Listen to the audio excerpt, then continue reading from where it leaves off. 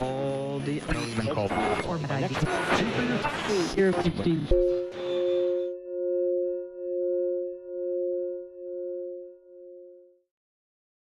Improvisation takes a tremendous amount of skill and training, and that I think often surprises people.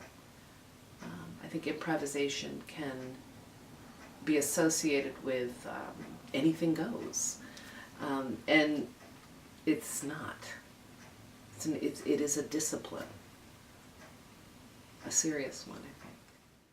It's one of the reasons I was so attracted to action theater is Ruth Sapora came up with such an intelligent way to train in improvisation, and it is filled with rules and very strict, and there's a progression, and it takes forever, and you barely feel like you're close to knowing how to do it. And then at a certain point it's like, forget all the rules and anything goes.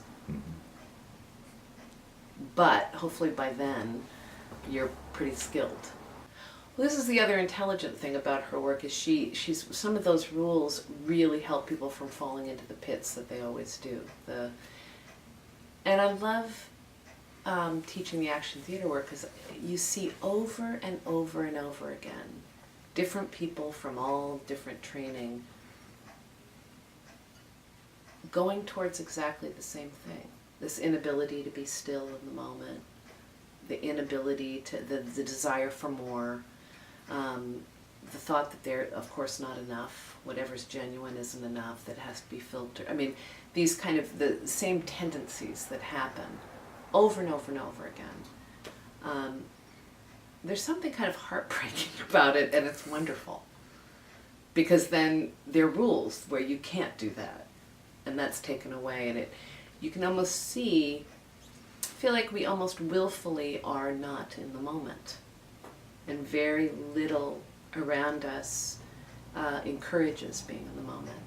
And so it takes, it's very exciting once you take away all of these habits that we have and ways that we avoid being in the moment, to watch the kind of relaxation into the moment, and then the world that opens up inside of that.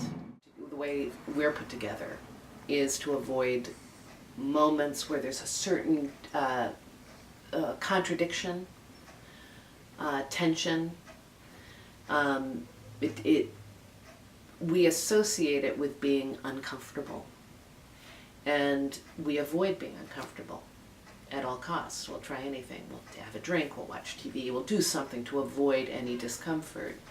And improvising is extremely uncomfortable, and should be. Part of the training is how long can you tolerate it. In a lot of improvisational training, it's 1 minute solos, 2 minute solos, and you work your way up to 10 minutes, which feels like the Olympics. And it's really not easy. And then eventually you can be out there or in there or whatever for, an hour. But that's sort of the sign of skill. It has to do with how much can you sustain and being in the improvisation. It's tempting to come out.